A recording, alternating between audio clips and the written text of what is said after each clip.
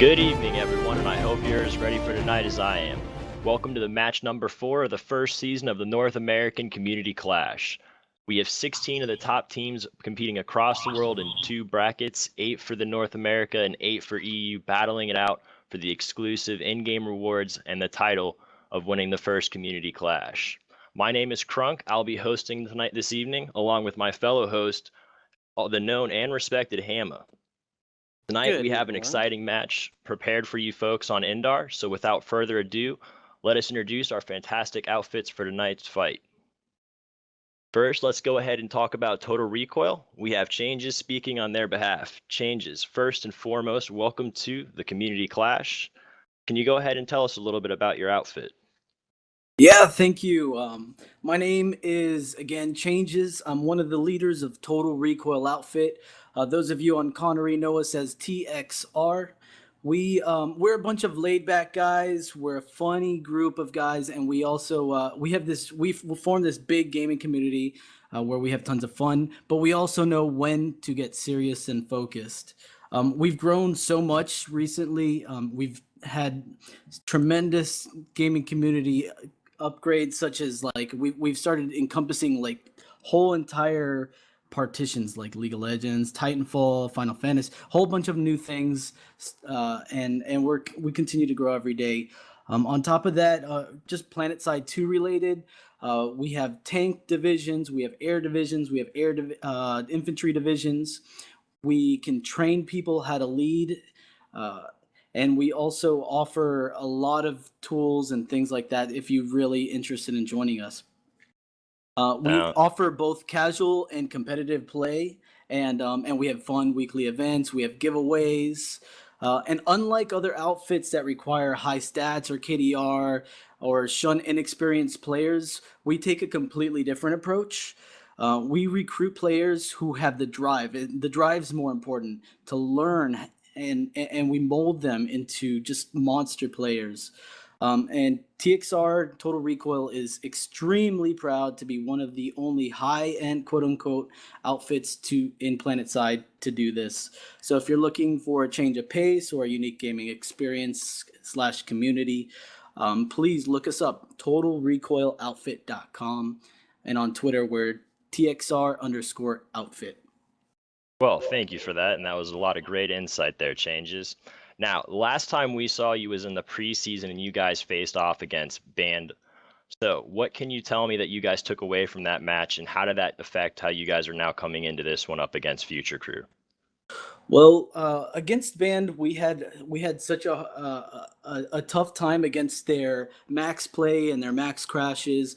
We've really kind of taken that and worked on our infantry game. We've completely redesigned how we breach and how we enter buildings. We've done a lot of infantry work, and I hopefully that shines. You know, it's going to be kind of hard because Future Crew, half these guys are 4.0 KDRs or higher, but I think we may have what it takes to beat them.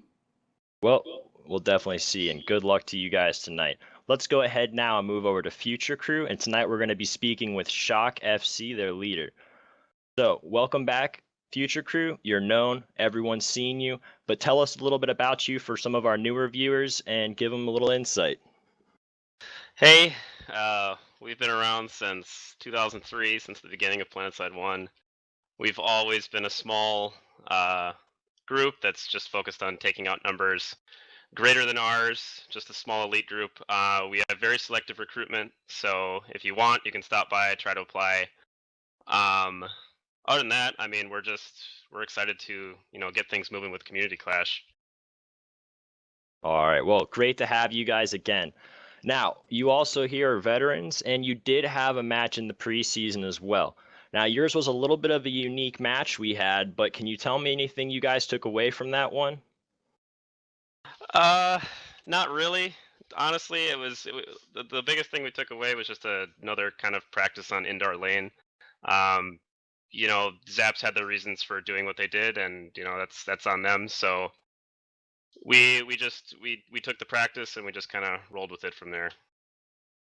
All right. Well, sounds great. Was there anything you guys were really looking forward to try and do for this week's match? So this week we're looking forward to coming out with just a really strong performance. We've prepared for a long time for this. We're just excited to get back to live competition again. We don't feel like we've really had it since last summer and fall, like with the SOE Live and the war reports and things like that. So we're just excited to get back to competitive stuff. Well, we are too, and glad to have you here. All right, let's go ahead now and move into a quick rundown of the rules. And we'll go ahead and break down how things are going to go down tonight. So, the rules for tonight's game. Each team has 24 players. The team at the end of both halves with the most points wins. If the team ties, there will be a death match to decide who the victor is at the end. Each single base point awards the team 2 points. The 3-point bases are going to award 3 points, and each opposing team's home bases are worth 5 points. At this point, I'm going to go ahead and hand the show off to Torkz and Luperza to go ahead and walk you through the lane. Alrighty, we're going to kick off the lane for you now. You're going to watch a beautiful video. It's going to make everyone happy. Enjoy. Starting off with Rash New Bio, as you can see here.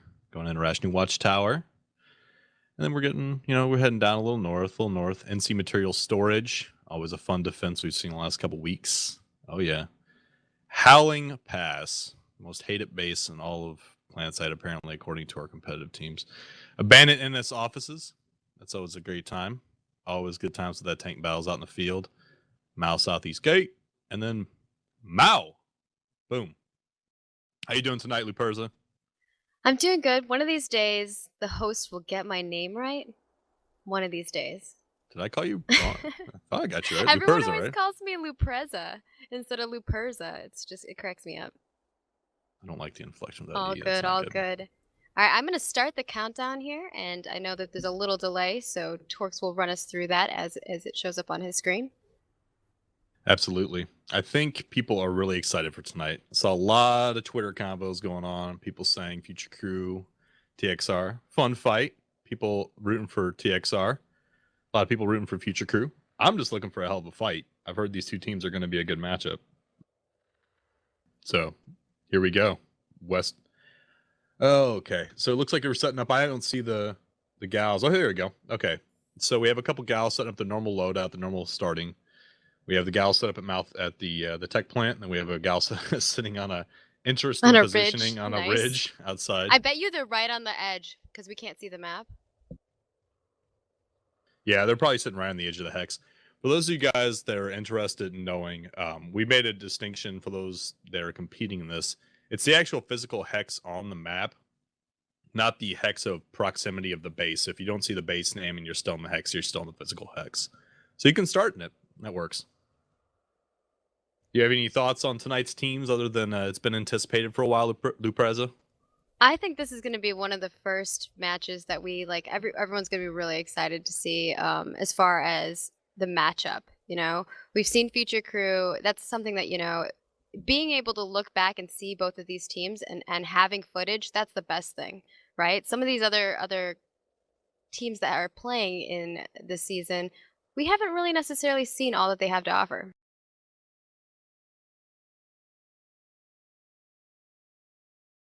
A lot of good players in there. As they said, they're very good KDRs across the board for most of the team. TXR, maybe not as well known, but I'll tell you what, I know that they play their hearts out. And we have 30 seconds till the match starts. I cannot wait to see the opening for both these teams. We see a pretty standard opening the last couple of weeks. We see people hacking out terminals, grabbing Sundays. We see a bunch of airdrops, ESFs suiciding into the points. But I'm really interested to see if we're going to see any other options from these two stellar teams. Oh, for sure. And the beginning of these matches, that's the thing that's really that is going to put them forward in this base. So what we've seen a lot of people do is they take flight, they hack the terminals, they get the Sundays out, and they Both utilize openings. the towers to keep those Sunders, safe. The other option is too, we've seen people just grab Sundays and go the ground route and try to use gate diffusers to get in there, but we'll see what they do this time around. Absolutely. So we have ESFs already launching. We have a bunch of the normal opening, as we said before, Galaxy and a bunch of ESFs from both sides. Haven't seen air battle ensue yet, but we see both Galaxies almost ramming each other. TXRs look like they're going for the double stack C, a normal opening for a good defense point. And we see Future Crew still has a bunch of sides in the air. They're still hammering at TXR what is left of them. I only see a couple slides from Future Crew still up. TXR is not trying to maintain an air presence, not at the moment at least. TXR has C firmly in hand, and looks like Future Crew has firmly B in hand, and A is still flipping. So something that we know about these teams, or about just this base in general, is whoever controls the air really does control this area and the base. So air is going to be really important for them, and we've seen that time and time again, every round, every time. I mean, in the EU matches this morning, even one of the outfit leaders had stated that he didn't realize how important the air was going to be. Like, he knew it was important, but he didn't realize how important it was, especially for this first base. And something that you're going to notice about both of these teams is they know how to utilize their galaxies. So in the beginning, when you saw those two galaxies going at it, I think you're going to see a lot of that. So we're seeing a hopscotching Max. He's jumping around. He's shooting some Vanu. We see a bunch of MLG size in the air. Galaxy Battle Gal still staying up. I see a count maybe a half dozen size. So they're definitely wanting to maintain air dominance. Future Crew is. And Future Crew has a lot of great pilots. I mean, you know, Scourge of the Server is one of the most well-known. He's the Scourge of the Server, haha. So we'll see what they do here. I'm wondering how TXR is going to rebuttal this. So it looks like they're holding C well, and as you said, Scourge. A and B are held by Future Crew, and C is still held firmly by TXR. They're holding off the Future Crew advancements, and Future Crew is still holding heavy to the air to suppress them. Looks like they're coming in with trying to pull in some Sunderers, you know, from the canyon up there. They're also bringing in some very interesting tanks that they have set up on the edges. Absolutely. Looks like TXR is actually bringing in some ground now. They're going to try to push the ground as they're waiting for... It doesn't look like they're being harassed much by Future Crew air, which I'm surprised. The sides are not hitting the Sunderer yet. They gate diffuse through. It's through, and I haven't seen any lull pods or anything on them. They still hold... C is actually in the balance right now. Future Crew is pushing it away from TXR, taking it away from TXR. They're holding A and B solidly, and TXR is using ground, but they haven't got through the they haven't got through the shields yet. Just the one gate diffuse Sunday. Yeah, it's gonna be detrimental for them. They gotta get some. They gotta get one of these points and hold it. Otherwise, Future Crew is gonna be able to take this base. We see a couple skirmishes here at the tower too. I don't know. Hopefully, I'm hoping they can keep the Sunder up though. So TXR looks like they've switched from C to B. They're trying to reinforce and keep on B. They have a handful of guys in there. They're holding it solidly. They've lost C. It's totally in Future Crew hands. They got a Sunderer right next to B, which could help them. But the problem with B is that it is such a small room, right? Or, you know, you got to figure out how you're going to hold this. They're holding B still solidly. They're not getting much suppression from Future Crew just yet. B's still solid in their hands, but the countdown is going in Future Crew favor at the moment. I'm not seeing... Okay, they're prepping the doors with C4. Future Crew's pushing with Maxes. C4 went off. They got the Max at the door. The Future Crew's coming through the other two exteriors as well, pinning them in. Oh man, this is not going to end well for TXR. Oh, and they're down. Future Crew resecures B. Now all 3 points are back in Future Crew favor. Absolutely. Oh, Hopscotch and Max is down. Future Crew has B. Yeah, A, and B, this and is C, all in time and Future time hands. again. I consistently say that B is such an interesting fight. Like, if you're gonna go for B, you really got to get that high ground, utilizing those two towers that are right next to B. And obviously, you can't see. Oh, you can kind of see them if you switch over to Hamma's cam there, and that's going to be really important for them, especially since they're utilizing that tower to hold their Sunderer. So they got to defend that like crazy. Absolutely. 5 minutes, 37 seconds to count down for this base. TXR is making a push from the tower. They're having a rough time of it. Bunch of maxes from that drop. They're trying to get out to C, it looks like. That's going to be a long push over. Oh, sorry, I apologize. To B, wrong tower. They're pushing to B with that max, with those maxes and a couple softies. It looks like they have gotten through. B's under contention, but Future Crew still holds A and C. 7 minutes, 58 seconds left on the countdown for Howling Pass, and about 41 minutes, 30 seconds left on the half. All right, and they're trying to hold B again. I really hope that they get the high ground there and take care of that, but it looks like they might be pushing their way to C now. They're pushing across from B to C. They hold B securely. They only have I take that back. They only have a couple guys holding back for it, but they're making a major push for C now. They're trying to keep B and C in their control to keep the countdown in their favor. They're losing B right behind them though as they're going for C, but they're still locking down both, and they're both at least in contention to lock down the timer. I'm really loving this. It was a great push from them. They took the B point. What they're going to have to do is really go back and secure them, though. They're not going to be able to, and they got to take this high ground before the Future Crew kind of pushes in here. Looks like Especially Future since Crew they have has the a A point. Sunday sitting out by C already at that go path that jumps up from it. And they're going to use that. They're going to put it in the tower. Always, as we've talked about before, great spawn location if you can get us under in the towers. Future Great Crew's defense spot. utilizing their air as well. They're consistently dropping in with their Liberators, their Scythes. They even got their Galaxy trying to put some pressure on that Sunder. I don't know if that Sunder is still alive. The one Sunder that Tixar did have has gone down now. They do have another one in the tower to the south, though. The south tower still holds one of theirs, and they're keeping it alive from the Lib that's actually harassing C now from them. Future Crew is kind of playing ring around the rosy with them. They have a battle gallery sitting over B, suppressing B and still dropping guys to keep B secured. They're holding 2 of the 3 points, and they're staying consistent with it. Looks like they're just harassing C right now. They're not trying to make much of a ground push. 40 And see, minutes the left in the half. The major thing is if they get stuck in this tower, we saw this last week as well, when they get stuck in the tower and you aren't making any pushes towards any of the points, that's going to be a major problem for them. So they got to push out of that tower. They got to get their guys some support. Get rid of this Galaxy that's putting major pressure on them, whether that's through being heavy assault or getting their own air support in there. You can see TXR has a squad beacon up. They're going to come down. They're using that as one of their main supports to try to back cap B, but it's not really working well for them. They're getting pushed back in C now. Looks like, yeah, Future Crew actually did break into C. They took C away from TXR. TXR has no significant spawn locations at the moment, and they're kind of using just the squad beacon. That is not going to be enough to keep this base under their control or even have much of a spawn. So Future Crew again has the base pretty much under their dominance. 4 minutes, 15 seconds left on the cap for Howling Pass, and about 39 minutes left in the half. It's a hell of a start for Future Crew. TXR looks like they're coming down the hill. I don't see any drunk drivers yet, but a bunch of lightnings and a couple. I'm not seeing any sunnies though. Where's the sunnies at, guys? They got to get some spawns in here. This is something that we've seen consistently in every round, is whenever we see guys that are not getting spawns out there for themselves, they're just pushing themselves further and further back. Spawns are going to keep you moving forward, whether that's through beacons or sunders, but the problem is, when you're coming from NS material storage, you have this huge hill, so you have to be like so careful in supporting all your vehicles. I really don't know if the vehicle route is the best, or ground vehicle route is the best route. We've consistently seen that with Howling Pass, just air is so much more dominant. Oh, and that being Lib able is to just support Lib trying to your get to those Sunders lightnings, and those lightnings are is just much easier. hammering that Lib, hammering it. Yeah, Sky- they've been keeping their sky guards right there on the ledge, which I actually really love the positions that they've been utilizing right there. But I think the problem is that they don't really have a repair Sunday or something next to them to give them some support, so they get beat up pretty heavily.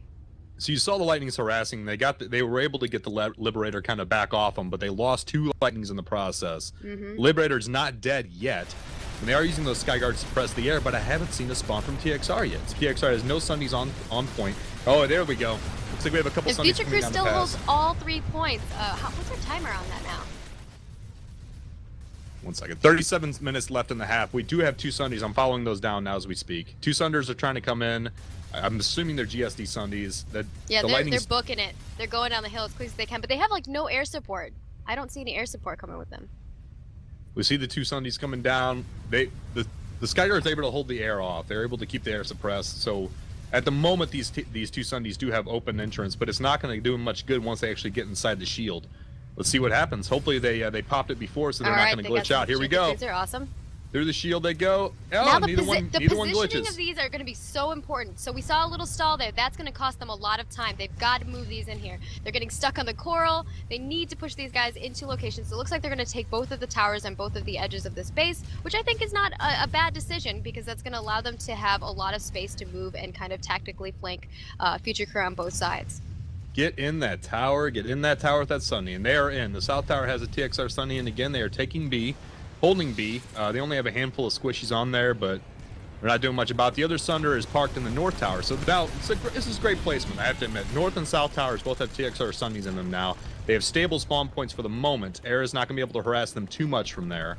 But Future Crew realizes where their weak points are. They're reinforcing B. They're reinforcing the north side of C. Great movement by them. I'm not seeing any bases or any points flipping since these spawn points have been up. I'm wondering if they're trying to mount up a sufficient push. But we only have 1:50 left on the base, so TXR better get moving. They better get moving soon. Yeah, they got to make some massive pushes in order to get this timer pushed back so that the Future Crew doesn't take this base. You know, something that I'm seeing that the Future Crew team is actually doing quite well is utilizing that air pad. They're consistently raining down fire on all of the points. They have a couple guys spread out at each of the points, just kind of holding it. They're not keeping in those bases, like staying in there in a trap. Oh, they're moving around and consistently keeping themselves maneuverable. Future Crew's dropping rocket after rocket up those staircases into that Sunder. That Sunder is not going to last long. TXR is trying to keep it rep, but they can't keep it rep forever with just a handful of guys. They're harassing them right outside those stairs. They're not able to make a push out to B or C. They're getting locked down to their Sunders and not able to do anything. We only have a minute left on the base. They need to make a huge push on one of these points before the timer goes through. Oh, okay. It looks like they might be making a huge push to B. Here we go. 54 seconds left. Come on, guys. Lock this clock up for a little bit. They're able to get into B. They have a bunch of maxes out. I count about a half dozen squishies, but they are not able to. They aren't able to secure it just yet. Future Crew is fighting on the point with them. Res grenades right and left going off. 2 minutes, 15 seconds left. Now they were able to take B. They do have B, so that's really good for them. That's a nice step for them. Now what they need to do is push onto one of these other points. Hold this point. Again, they need to not stay in this building. This building is a death trap. It has so many doors. It's small. They can just throw grenades in there. They need to use those towers that are next to them in order to give this point some more support and push on to another point. Looks like they did lose that North Sunder. I guess the harassment. They were maintaining most of their forces on the South They had Sunder no to try to hold defense B, over but there. they lost the North one. And yeah, after they that had no happening, defense on the Future Crew is north now side. pushing them B. They didn't even have any guys over there. They were utilizing a lot of their folks on the other side, which I don't know. I guess keeping one spawn point is better than having none. 34 minutes, 30 seconds left in the match, or in the half, I apologize. Minute 30 left. Future Crew is able to consistently hold A and B, or A and C, but they're pushing it on B to try to get TXR out of there. Their Sunder is still up on right next to B. They have that spawn point, they're able to hold it. C is under contention as we speak. And what you're seeing from Future Crew is they are not pushing just through one door. They're kind of poking and prodding in multiple doors. And they know that they got to get rid of those spawn points. I mean, that's something that we've consistently been seeing throughout each of these seasons, or each of these what would we call this, matches. And people are consistently trying, like, sometimes we see people just forget about the spawn points and they're not even like taking them out, and we're like, what are you doing? You're 10 just letting seconds them left. consistently spawn. Future Crew was able to push them all the way out of the B. They have them against their Sunder. But we're seeing a max push on to B. They got to get some infantry over here. Looks like they're able to push me back, but it's not going to save them. Future Crew took it. Alling pass 3-0 in Future Crew favor. That's a good opening for Future Crew. Let's see how it goes when they actually push up to NS material storage, though. That is an entirely different defense position. And I don't. Oh, well, TXR is able to still hold B. They don't have the Sunder down yet. Future Crew's gonna have to do something about the Sunder and B before they can move on. They can't just move on in NS material without doing something about the Sunder. Exactly, and this point, they can't move on without this point too. So Total Recoil needs to keep this foothold here and give themselves some support. They need to bring in some more support here. They can't just be like holding at this one point at B. They need to give themselves some air support around here, because Future Crew is just consistently. We're seeing their sides roll around. They're actually, Future Crew is even pulling some vehicles now. This is interesting. It seems like Future Crew is just heading out. They have a bunch of vehicles on the ground. They have a handful of guys, but while they're trying to make this transition, this base transition, TXR was able to take C. So now TXR is actually counting the clock down in their favor. This is interesting. They're not pushing them off yet. They're keeping them back off C, but they haven't taken care of their Sunder yet. Well, you got to get rid of that Sunday, guys. Without that Sunday still up, you're not going to be able to really push them off this base. B and C is still in TXR hands. I'm wondering what their strategy is here, because I think that they know that they can take that Sunder down pretty quickly. Maybe they're going to distract them at this base while they put some forward pressure on them at NS material storage, and I don't know. We'll see how this goes. So C is still in the hands of TXR. They're not counting down the clock any longer like they were a minute ago with 2 of the 3 out. But Future Crew, I'm not seeing them prioritize C. Or even did they get the Sun? No, the Sunday's still up. Sunny's still holding in the tower, and they're transitioning their troops outside. They did park a Sunny. They have a couple mag rides. They're harassing. They have the Galaxy I see what they're doing. They're harassing the Sunder with a mag rider. They're just hammering this Sunday with a mag rider right now. And TXR is doing their damnedest to keep this thing up, but it is not going to stay up for long. Galaxy, it's just that's a lot of pressure, and they're trapped in that tower, right? So it's not. Yeah, there it goes. TXR is putting all their forces in to try to hold the Sunday, and the Sunday goes down. That is pretty much going to be the end for TXR at this base, unless TXR has something up their sleeve. It's going to have to be something very interesting if they're going to be able to hold the rest of the space. But Future Crew is going to be able to make this transition now after they do the cleanup. Definitely, and I bet you they have somebody already up there. They have to. Oddly enough, TXR has 2 of the 3 points still after that Sunday goes down. I'm assuming their Future Crew is trying to do the mop-up before they move on now that they realize they can't help the base. I'm cheating, and I know I'm a little bit ahead of time on you guys, but it looks like Future Crew already has 3 guys at NS Material Storage. Alright, so it looks like they're using the Galaxy, the battle gal between B and C, Future Crew is. They're loading their guys up. They're going to use that as their main spawn point movement on NS Material Storage. Their Mag Riders are going to play back support. They're leaving that gal between B and C so all the mop-up crew can get back on the gal, and they're trying to make the transition that way instead of being able to do a leapfrog. This is a slower transition than we're used to from teams that are dominating. This is definitely a back-and-forth fight. So we'll see what Future Crew can do and see if TXR is prepped for them by the time they get to NS Material Storage. 30 minutes and a half left, 3 points on the board for Future Crew. It's 3-0 in Future Crew favor at the moment. I'm curious how Total Recoil is going to come back from this. Are they going to put a lot of pressure on Howling Pass? Are they going to stay back and just try to hold and defend and not give them any more points in this round? I mean, there's so many decisions that they have to make. The unfortunate thing is we've seen a lot of teams just submit and give up on Howling Pass after they've been kicked out once. They don't try to get back in and capped to return or use that as a lockdown. TXR, I don't see a lot of TXR presence here at NS Material Storage. I'm making the assumption that they are going to continue to try to push on Howling Pass to keep this locked up. Right now, all we're seeing is a battle gal from Future Crew, and the battle gal's it's just spinning around, dropping guys right and left. TXR is kind of harassing it. I'm not seeing much in the way of fighting yet. Future Crew has a couple guys in the double stack across on the point. The point is flipped in in Future Crew favor. 3 minutes 15 seconds left for the countdown. No TXR error, and there's kind of a brawl going over the point. Future Crew definitely has the advantage right now. They're holding the double stack next to the point and kind of holding off TXR as they come in. Yeah, you know, when Changes was talking about how they really worked on their ground and infantry work, I was like, all right, I want to see a little bit more of this. But the thing is that you really do have to work on your combined arms. You can't just focus on one thing or the other because it's going to be so detrimental to your people on the battlefield. If you have all infantry, it's easy to cut them off, right? You know where they're coming from. You know how to cut them off. But if you have air, it's a little bit more difficult because they can kind of maneuver really quickly. They can go back, they can repair, and they can come back around from different locations and kind of flank people.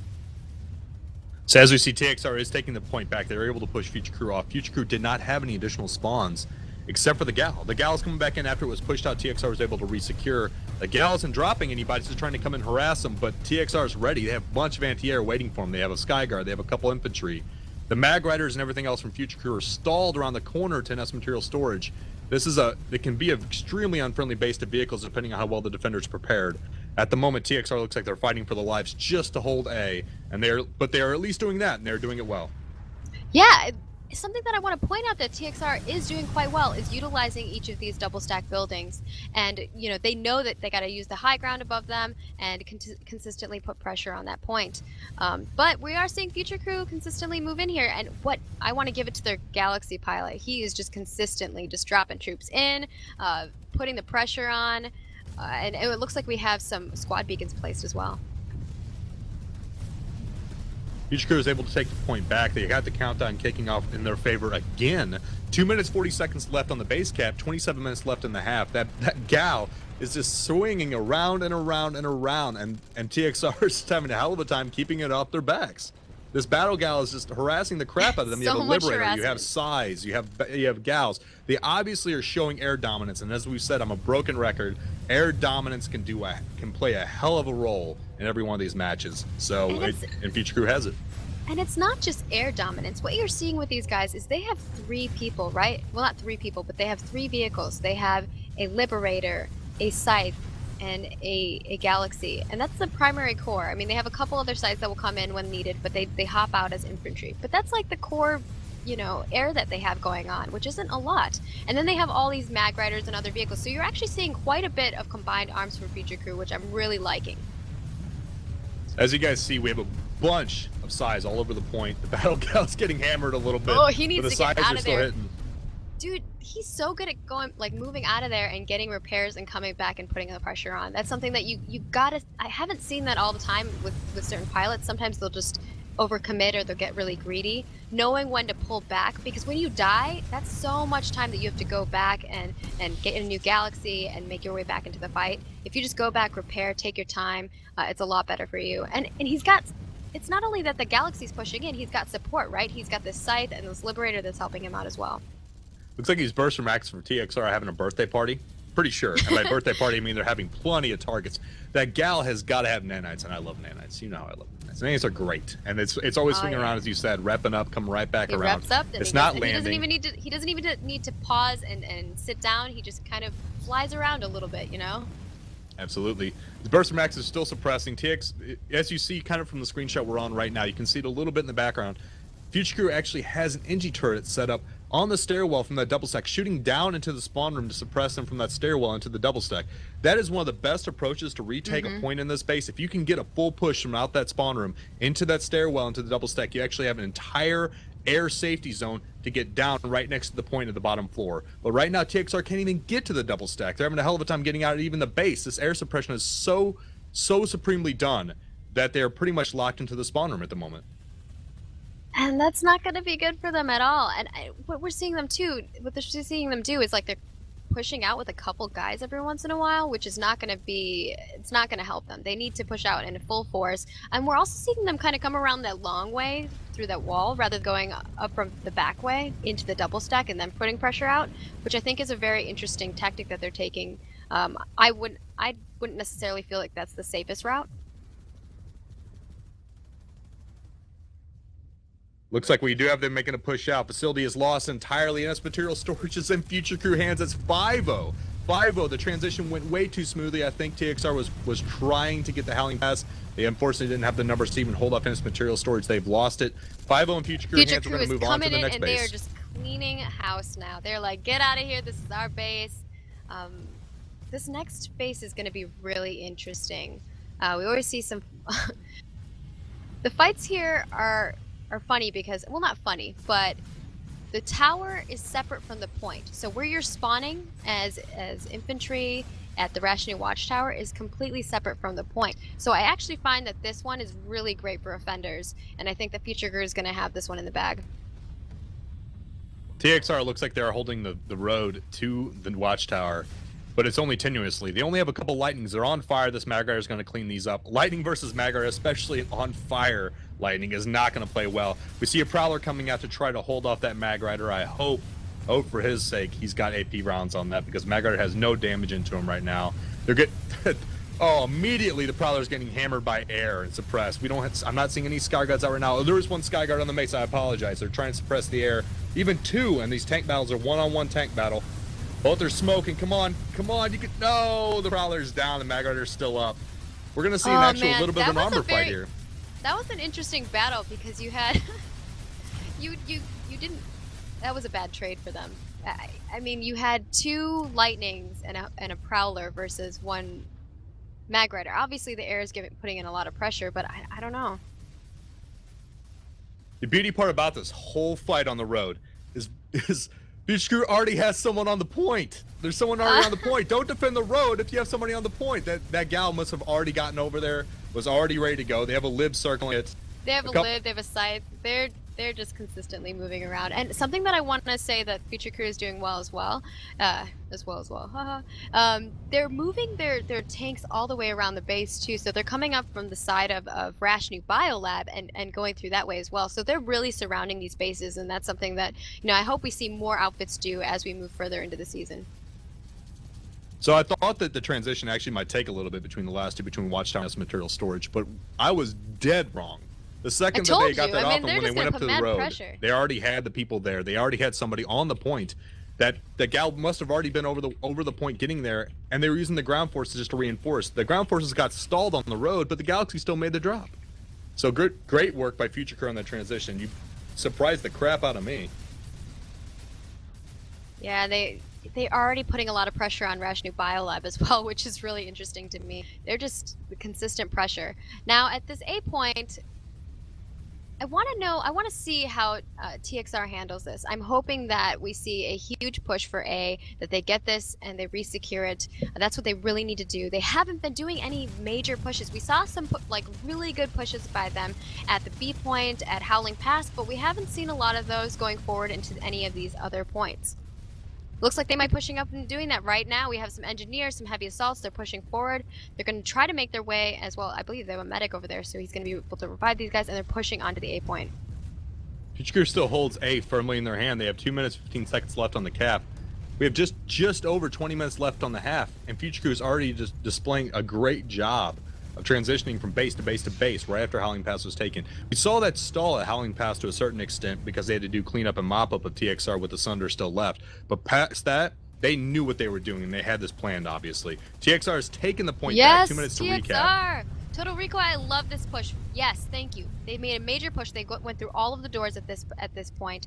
They also utilized a lot of their tanks to put pressure on it as well, and I think that was a really good move for them. I hope that they're able to now make some pressure on NS material storage, but I don't know if they're going to be able to do that. Hopefully. We see that Shredder gal doing some work outside, cleaning up whatever lightnings are left. We have Mag Rider sitting outside. We have TXR inside the building still holding double. They're holding both stairwells, and they're doing a great job of it, but we have complete ground dominance outside of it by vehicles of Future Crew and area Valgal. dominance, like outside area dominance. They have all these tanks, all these aircraft. That's something that Total Recoil is going to have to put some major pressure on them with. And it looks like the Vanu Sovereignty is already pushing onto A. Future Crew is already trying to get the A point back, and we're gonna have to see a major push from the Total Recoil folks. Future Crew does have dominance. They're kind of locking down that path you see between the watchtower and the actual double stack. Since there is no point on the watchtower is normal, and the point's actually in the double stack, you see them kind of lock down the tower with those Mag Riders and the Liberator and the Battle Gal and a Lightning sitting outside. So they're using those to their own advantage greatly to lock down that path between the two. TXR has lost their dominance in the double stack. They've lost the point. 2 minutes, 12 seconds left on the cap of the point. 9 minutes left in the half. Future Crew's doing a great job tonight. Just overall great job on their part. They're trying to harass the... looks like TXR is trying to harass the Battle Gal a little bit. The size quickly mop up the mosquito that is there. TXR's making drops, though. They're getting drops, and they're getting inside the base. TXR was able to take it back. It is in flip. Future Crew's trying to make the drop off the squad beacon. They have enough people to get back in. They were able to resecure it again. 2 minutes, 15 seconds, or 2 minutes, 10 seconds left in the cap for Future Crew. Those Mag Riders are just circling around, chilling, and having a beer because they're just having a great time on the other end of that base, mopping up. Man, Future Crew and their pressure, they're doing a fantastic job of surrounding each of these bases and just continually keeping area dominance. Minute 45 seconds left. The sides are still cleaning up. We do have an anti-air turret get up. Phalanx turret's doing some great work on the outside, but it's not enough by itself. We can get both of them at one time. Maybe they'll do something. Mag Rider sees it. Mag Rider's firing on it. That immediate response is great work. They knew there's ground there. Why not use it? Clean it up so that your Liberator can come back and do some work. Shredder Lib doing work. And Mag Rider's swinging back around. Future Crew's holding the point still. Minute 20 seconds left on cap for Rash New Watchtower. And I'm seeing a couple Total Recoil folk making some pushes out here, one at a time. It's not really going to do much for them. I hope that they're setting up. I can't see what they're doing right now, but I hope that they're setting up and they're going to make a huge push for this A point, whether it's a drop or just a run from the base, something. Come on, you guys, I got your back. You need to make a comeback from this. Okay, so it looks like their dominance still continues. TXR is able to make a couple guys out of the tower. Future Crew's doing a great job, though. If you see the door opening from just a little bit to the north, the two openings that Future Crew has there, doorways, they're pinning them down by infantry, too. But the couple guys that are getting out from the tower and dropping down are getting cleaned up. TXR is dropping one guy, a couple guys at a time, but they're not making a concerted push to the point yet. It seems like they're getting pinned in pretty consistently at the watchtower itself by all of Future Crew's air. This air is just making major plays tonight. 25 seconds left on the cap. If we're on Krunk's cam right now, this is just, if you look at this, they're every angle that they can be on, they are. And they're just consistently putting pressure on all of these doors, like you were saying. It's beautiful. 10 seconds left on the cap. TXR is trying to get some turrets up Those turrets are going to try to do some work on those mag riders. It's not really happening. They have a squad beacon behind the point. Even if you clean up those vehicles, they still have drops, guys. Oh, And the snap. base goes, flips to them again. That is 7 points on the board for Future Crew. Good work. And you see immediately Future Crew has the jump pad. Boom, boom, boom, boom. You must have seen a half dozen guys launch immediately in there. TXR is trying to follow them with a couple maxes to clean them up on the pad. That's not going to be enough. They're still going to be able to get inside, guys. They already have their air support, putting pressure on it. They already have vehicles in the way. I think that they already have a Sunderer as well. This is just beautiful play from Future Crew. They have been showing, triple A play. Absolutely. TXR still holds all 3 points of the biolab. Future Crew is not able to make a sufficient force to actually get inside. Looks like they have about 4 guys left over from that half dozen. They clean up the maxes that came behind them, and they were able to move in. Let's see what first point they go to. B. Yeah, B is what they so pick out. a lot of the times what you'll see at these points is, B is nice because it's right there, right by the door. But a lot of times you'll see the A point being taken to keep pressure on the spawns. And then you'll also see people moving towards the main point where the generator is. So they want to go over to the generator. They want to put the pressure on the generator, keep the generator down so that they can move onto the spawn control unit. The spawn control unit is like one of the most important points. Once you get that down, the enemy doesn't have a way to get to the base as quickly. And I don't know how well Total Recoil is going to be able to defend this. Looks like they're trying to push for A and maybe resecure that as well, but... TXR is able to take back B, the initial point that they flipped, but A and C are still in Future Crew hands. It seems like they did a quick sweep of the base with a handful of guys, but they weren't able to hold all points because TXR, once they have their spawn back, they're moving back and they're taking C. They have B back in their hands. They're resecuring C. They're trying to get to the generator and hold that. And it looks like they're trying to put some pressure on A as well and get that back and resecure that. There's also contesting going on at B point.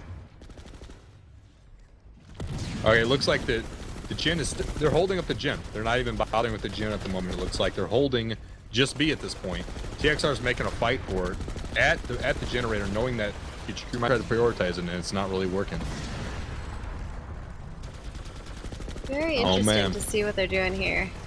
Future Crew is actually moving on. What's interesting to me is at the generator you have Total Recoil at the bottom and you have a ton of Future Crew at the top. So you just have these like two split, this like one building with two split ends. But it looks like Future Crew was able to make a major push onto the generator and they are actually taking it out. So we'll they do have a couple see guys how in the generator. We'll see how long they're able to defend this.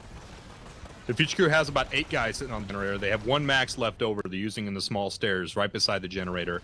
They have a couple guys coming across the catwalk from the north air pad still. They're resecuring it that way. TXR has a couple maxes coming in, and they're getting cleaned up on heavies. And they have a couple softies and that max still left over. They're pushing Future Crew back to that small stairwell. They still have plenty of time left on that gen. They can still resecure this. Good work on that TXR. They cleared the building very well. They went in there and they pushed in there no problem. I don't know what was going on with Future Crew. I don't know if they realized they were going to make such a quick push because it looked like they were just kind of running around and that max just came in and cleaned everyone up.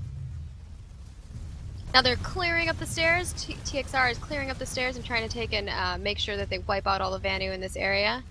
What is Future Crew up to now? Alrighty, so B is still holding in Future Crew hands. It looks like they really want to be. They're using those catwalks above B as their major line of support into the generator room. They are going to prioritize the generator, it looks like. And it makes more sense. It makes natural sense. If you're going to use those bridges as your resecure lines, you may as well take B right underneath them at the same time. Oh, so that's you're seeing revive grenades thrown in left and right. This fight is insane over this B point and above the B point as well towards the generator room. Absolutely. Couple there, and so TXR was actually able to clear them out of the double stack with the generator. B and C are in contention. B is still holding by Future Crew. C is under contention for both, but it looks like TXR is going to take it back. They are able to the gen is back. Yeah, it's back. It's vulneralized again. So B is still in TXR hands. Or sorry, B is in Future Crew hands. A is under contention again. Now the generator has been hit. A minute 45 seconds left in the gen. 12 minutes left in the half. 12 minutes left in the half. So what I'm hoping to see from Total Recoil is this massive defense. Show us that infantry practice that you've been talking about changes. You said that you guys have been working on your ground and your infantry play. Let's see that. Just defend this base. Do not give Future Crew any more points in round 1 so that you can have a strong push in round 2 and you're not way behind on points. Oh man, Future Crew just made a hell of a play on all 3 points. They're holding all 3. They have the gen vulnerable, and it's just, here we go, push from TXR. They're moving out, we're straight up to the SCU, and Future Crew knows where they're at. They're pinning him in from all around the SCU room. TXR's moving for C, but they're just getting murdered outside of this room. Come on, TXR, you can get through there, get through there. Oh, they lose a lot of the guys right off the bat. There's some Future revive Crew knows what they're grenades using. going They're out. using that cover well. Couple of revive grenades. They're only getting the softies though, and they had a bunch of maxes on this push. Yep, Bunch they're of not gonna be able to maxes. revive any of those maxes with those grenades. They got to get out there. So the problem that we saw there is that's a perfect example. I wish I could play a replay of what just happened. Their maxes rushed out in that open space in the middle. They aren't using those crates. What you saw from Future Crew on the other end was they are using the terrain and the boxes and the crates and popping out and getting those angles that are really great. Whereas Total Recoil had quite a few. I mean, some of their guys were utilizing the area, but there was just a crap ton of maxes that just went right in the middle, and that's going to be really bad for you guys. Hopefully they can make another push here. Future Crew utilized the cover of this base almost perfectly. I would say they had about a 3-4-men squads across each piece of that cover outside the SCU, and as soon as TXR made the push, they already were shooting down their line of sight. It was beautiful. It was just great play by their part. 1:25 for the Biolab actual cap entirely, with or without the Jin. The Jin is down, the SCU is vulnerable, and they're pushing the SCU now, and it's vulnerable as well. It's overloaded, and they are going to make that 45 seconds count. Or sorry, I apologize, a minute count. But the Biolab's already going to flip before the SCU even goes down. Future Crew is pushing them back to their spawn room. Dude, and Future Crew, like we were saying earlier, they already are watching all of those open points. They had guys all around surrounding the spawns. They didn't even need the spawn control unit to go down. 30 seconds left on the Biolab cap. 9 minutes, 50 seconds left on the half. This was great textbook play in the Biolab. They had a little problems getting in initially, but once they were able to get their entire force inside the Biolab, they have been dominant. They've been using the cover to their best advantage and just pushing TXR piece by piece all the way back to their spawn room, and now they have them at their spawn room, and they have 20 seconds left to take the entire base. Torkz, I'm going to say, I think that Future Crew did textbook play throughout this whole round. We consistently saw them surrounding the area, utilizing every crate that they possibly could, every angle that they could, and they weren't putting a lot of guys in one area. They were separating, they were taking over the area. They weren't just rushing into one point unless it was necessary. There goes the Biolab, and that's the end of the half, everybody. 9 minutes, 5 seconds left in the half, and the half is over. 12 points in Future Crew hands. 12-0 in Future Crew favor. Great first half. If nothing else, it was an amazing Biolab fight to see. Absolutely So we're gonna take a quick break, guys. We're gonna have to flip everything on the continent. I can't wait to see the second half, and we're gonna hand it back over to our hosts. Krunk is gonna tell you how amazing Krunk is, and Hamma is gonna tell you that he's still alive, and it's gonna be great. We're gonna go to half. I'll see you guys in a little bit. Hey, thanks for that. Wow, that was a great half there in the first one. Let's go ahead real quick, Hammer, and let's walk through what we saw at each of these bases. Let's start with Howling Pass. You know, this was quite interesting. We did see a lot of the similar things that we've seen in the past with how they opened up and came into it, but we saw that each team kind of took a slower approach before they finally got into it. You know, that they first had that C point was held out for quite a while. Yeah, I'll agree. Actually, I was pretty impressed with what TXR was able to do on that on the first base. They were able to consistently kind of ping pong back and forth between the different towers. Never were able to hold them for really long enough to make a huge difference, but they utilized their sunders pretty well, hiding them within the towers, which is a tactic I have been seeing pretty much every week. Everybody seems to really like that sunder and the tower trick. Well, it is the safest place that you can hide those, and we did also see that TXR was trying to get those sky guards out in the outside, which did kind of force Future Crew's air to stay on the opposite side of the base at times, which they kind of made it a little more difficult. But, you know, as we saw, Future Crew was able to slowly but surely work their way through that base and take it, and we got pushed up to NS Secure. This was a pretty interesting one, especially with how Future Crew opened up. They dropped those quick guys up there from Alpha, and you saw TXR was already dug in, but by the time they turned around and looked at the point, Future Crew was coming up with that armor. You know, how did you see that going down, Hammer? Hamma? Yeah, sorry, I'm failing on that one. Future Crew was actually there, and pretty far in advance. And I actually noticed that, so So TXR managed to hold out near and on the end of the first capture, and they actually were still there, which Future Crew I don't think was expecting, because I actually watched Future Crew immediately leave and start to go towards NS Secure at the end of that fight. So they actually had to come back and fight there, which kind of delayed their attack to occur on NS Secure. But yeah, once they got in there were a variety of different tactics employed. I saw quite a few quite a few squad beacons dropped, and quite a bit of organization in terms of drops with squad beacons, as well as the old Galaxy trick too. Yeah, they really did like that Battle Gal. They used it quite a bit.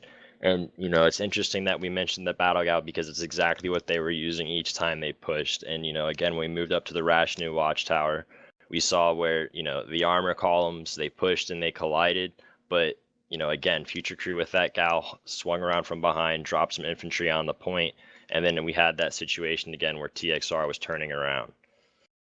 Yeah, I thought we were going to see an interesting armor fight there, but it didn't actually turn out to happen. Unfortunately, TXR really, I don't think they paid enough attention to their air game, and that's probably for good reason. I think that everybody knows how good Future Crew plays in the air, so I'm not really surprised that they were dedicating mostly to the ground game, but on the flip side, unfortunately, we saw how that ended up.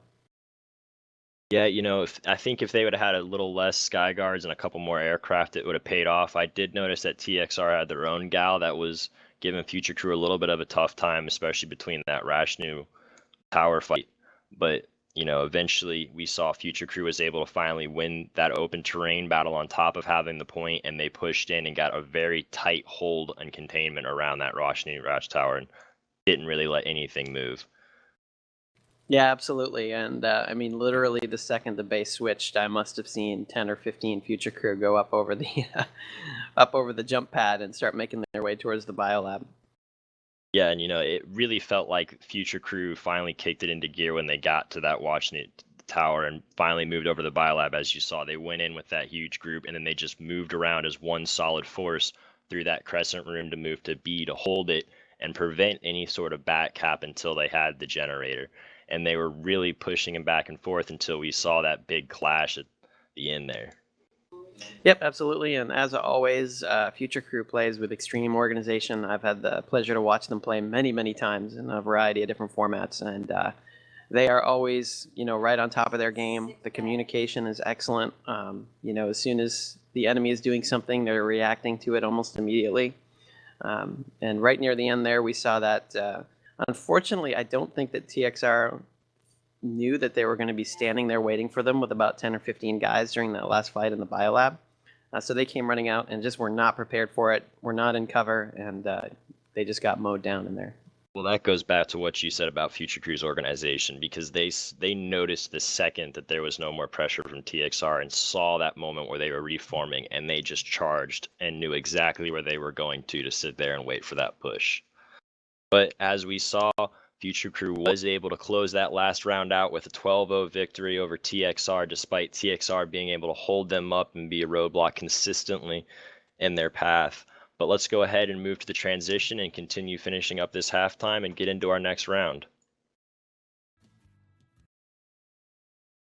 Hey, welcome back here. We're going to go ahead and get ready to kick this second round off for the community clash and see how it goes when the tables are turned. The match is going to go ahead and get rolling here in about 2 minutes. Hamma, do you have any expectations for what's coming up? I don't foresee a whole lot of change in the tactics. I think we're probably going to see some very similar things, although based off where TXR is lined up right now, it may actually be a little bit different, but we shall see.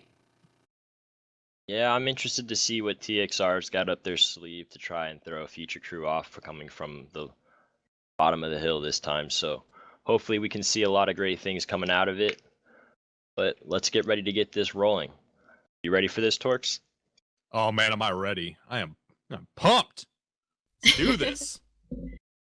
Alrighty, guys. So, you know, I'm feeling that we should get some community clash pro tips in the game.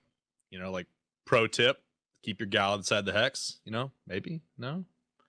I don't think that's gonna go well. All right. Anyways, we're seeing a normal opening inside the cams right now. As you guys see on screen, we have the gal sitting right outside the hex of the biolab for Future Crew. TXR is doing something very similar inside their hex. We have 1 minute till start.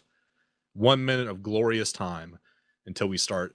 You know, somebody requested tonight, and I forgot to mention it. We had a meeting this week about Season 2 for Community Clash, and while we have a minute, I'm going to try to hammer this out as fast as I can. It's going to be a 16v16 double elimination season for Season 2. We're changing up how the bracket's going to work entirely. As I said, double elimination, 16 teams. It's going to be just roster teams. The rosters are going to be public. It's not going to be outfit-based because we're actually going to flag your guys' accounts in a way that you can actually use your regular accounts for Jaeger. So everybody knows who you are. You cheat, we get to ban you. It's going to be great. I can't wait. So yeah, that's going to be wonderful. That part's going to be great. How long we got? What, 10 seconds, 15 seconds? Yeah, 10 seconds. Here we go, guys. Alrighty. I don't see TXR's gal. Where's TXR's gal? No gal? Are they hiding outside the tech plant? Oh, okay. Oh, that's somebody just. Oh, here we go. We're starting off. We see SF's already in the air. A couple Mozzies. Sights the same way.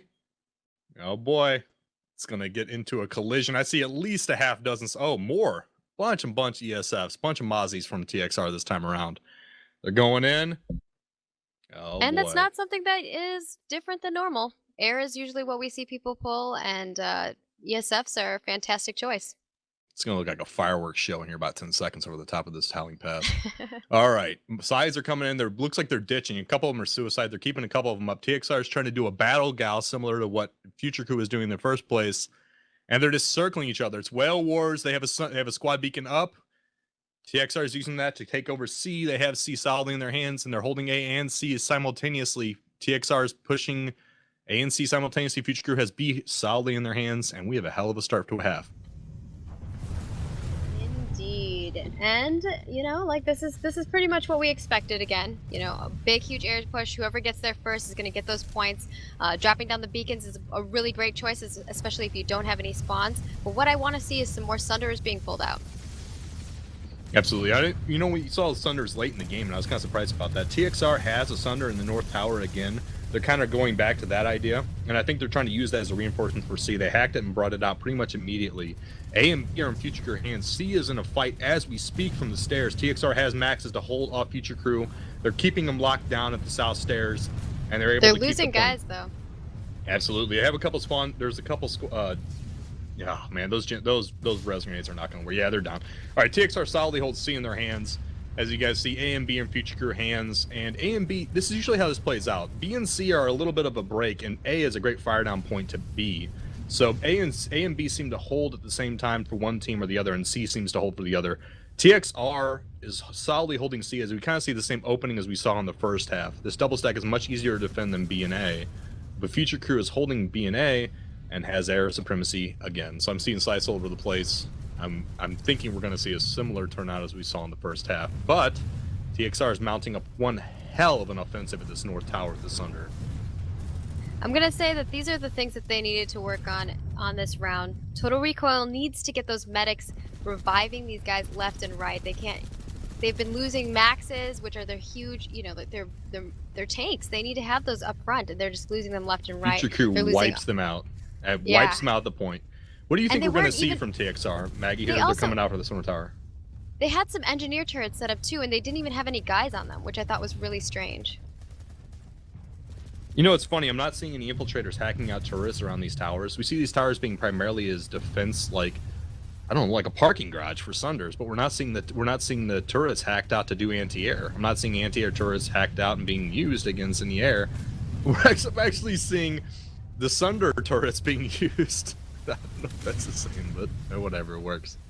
We've seen the Sunder guns being used in the past before, but again, we've also seen this happen before, right? Where people get stuck in this tower and they can't move to the B point.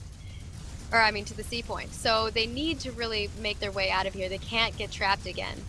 Especially since we know the Future Crew has all the air dominance. They got to make their way to those points. Otherwise, it's all for nothing. Looks like the northwest of this point is kind of like a parking garage for TXR. They're showing out that they might be having like a tailgate A party. lunch, a picnic. I was thinking tailgate, but yeah, Yeah, the lunch tailgate, picnic might sure. work too.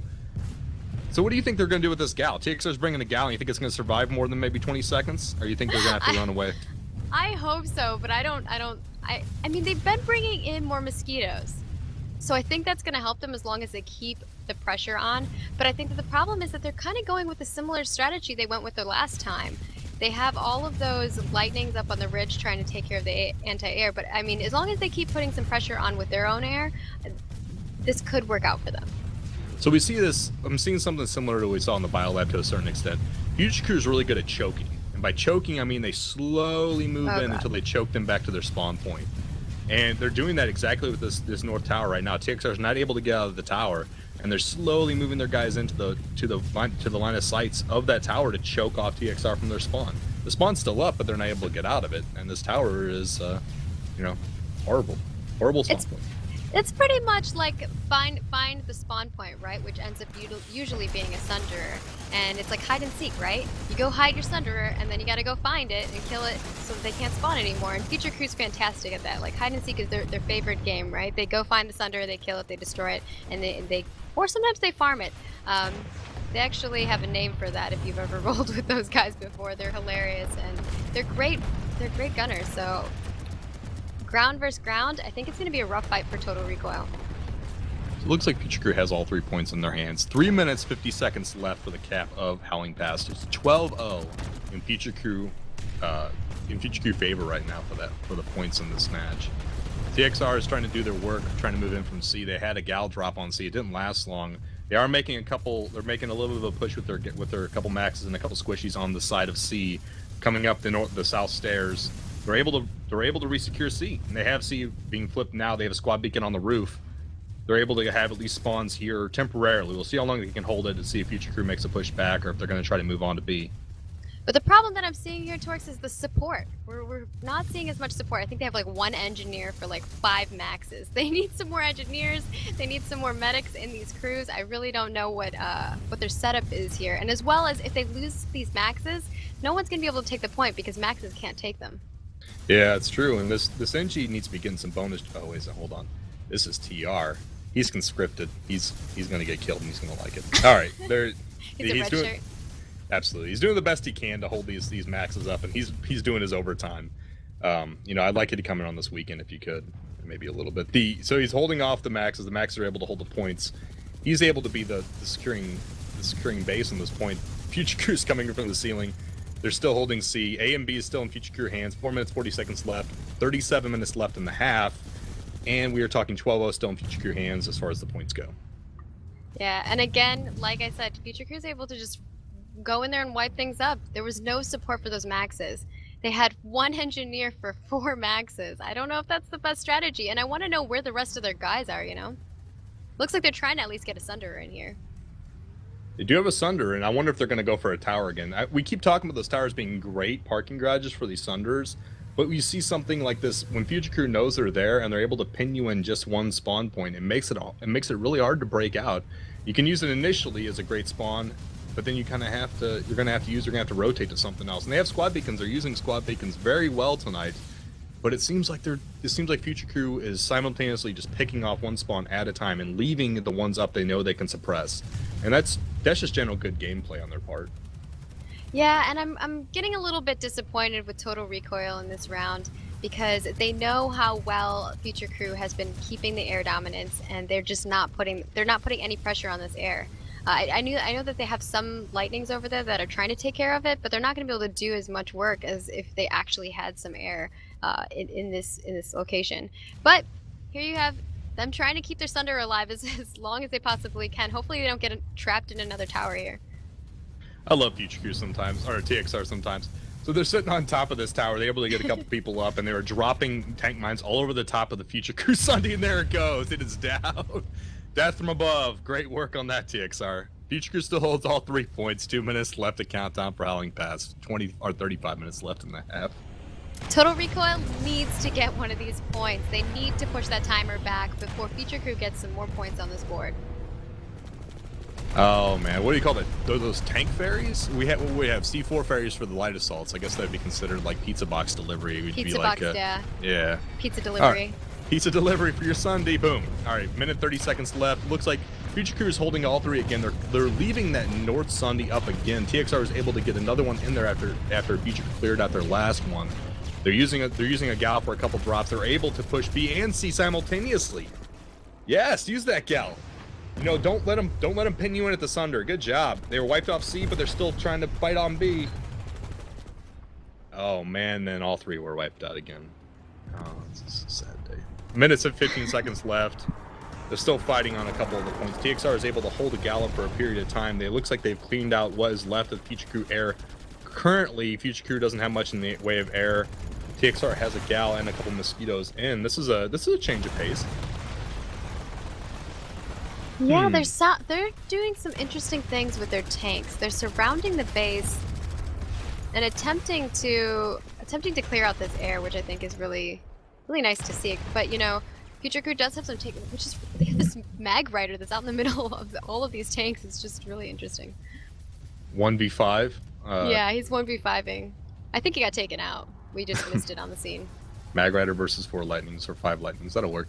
Looks like TXR is prioritizing Sky Guards outside, trying to lock down the Future Crew air. Or sorry, TXR is prioritizing Sky Guards outside and locking down Future Crew air. Looks like they've been successful so far. I don't know if that's because Future Crew gave up on the air or for the fact that they have blown them all out of the sky. I'm not sure.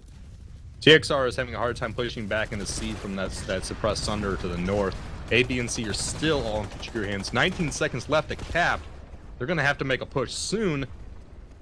They only have a handful of guys outside. Future Crew is holding both stairs solidly. This is going to be a rough push for TXRs. 8 seconds left. They're pushing A. It looks like they had a couple drop from their gal. They gotta flip one of these points. They got 19 seconds. Oh my gosh. Oh, and C was cleaned back up. 5 seconds left in the cap. A is in contention as well. Res grenades are not going to help in this case for Future Crew. There's no one outside, and the facility flips as 15-0 in Future Crew hands right now. This is getting rough. A, B, That's and C. gonna be a really rough comeback. Do you even think that Total Recoil has a chance to get back from this? I don't know the math here. Let's see here. How many minutes is it to flip? It's like 6 minutes to flip the base. They would have to flip this, and the rest of the, and then they have to let them. No, I don't think they can. Oh, this is rough. I don't think they can, but I do trust that Total Recoil will make the biggest fight they possibly can to do as much as they can to defend, and they're still putting pressure on at this base. You know what's odd is that I didn't see Future Crew try to clear out that northern Sunday. They just left it alone. They let them know that it was there, and they just left it alone and said, "Go ahead, use that spawn point. We're gonna move on to your next base." They have squad beacons too. They have 2 squad beacons that they just haven't killed either. Oh man! All right, so the mag riders are still sitting outside. They're gonna push with ground over to NS material storage, or NS abandoned offices. I apologize. I was recalling last half.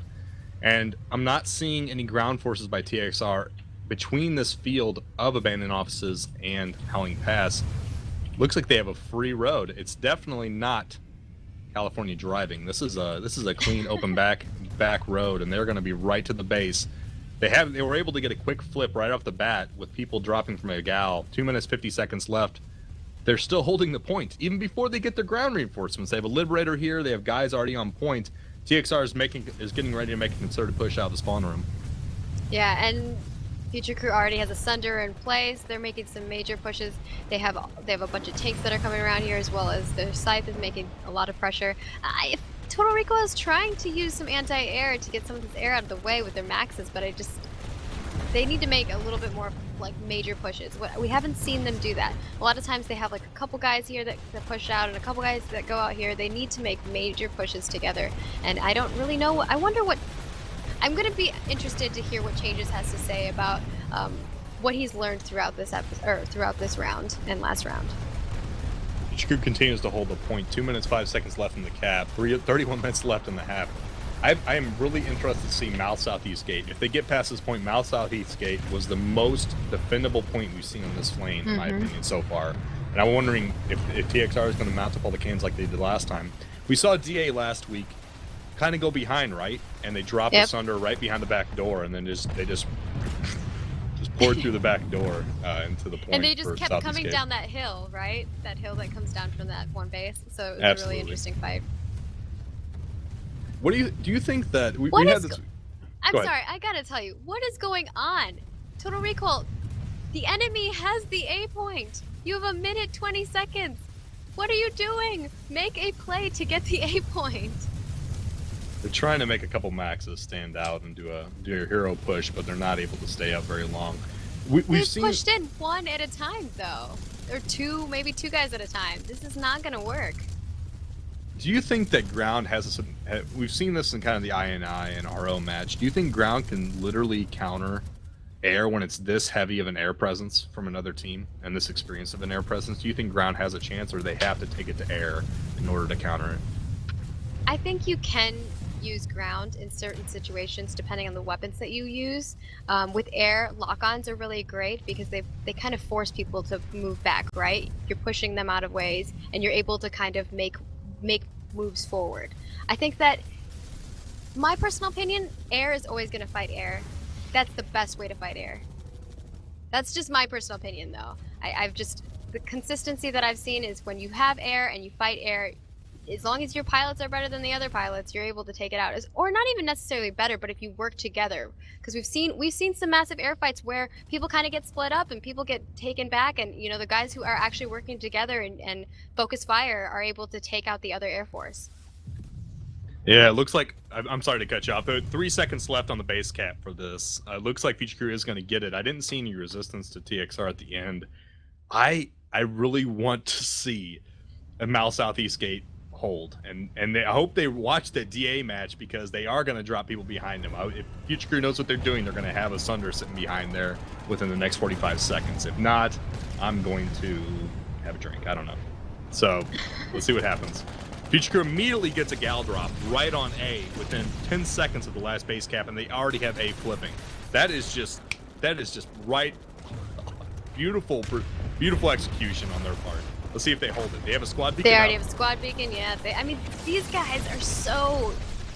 They're ahead of the game, right? They're consistently putting the pressure on them. They know when to defend. They know when to put pressure on the points.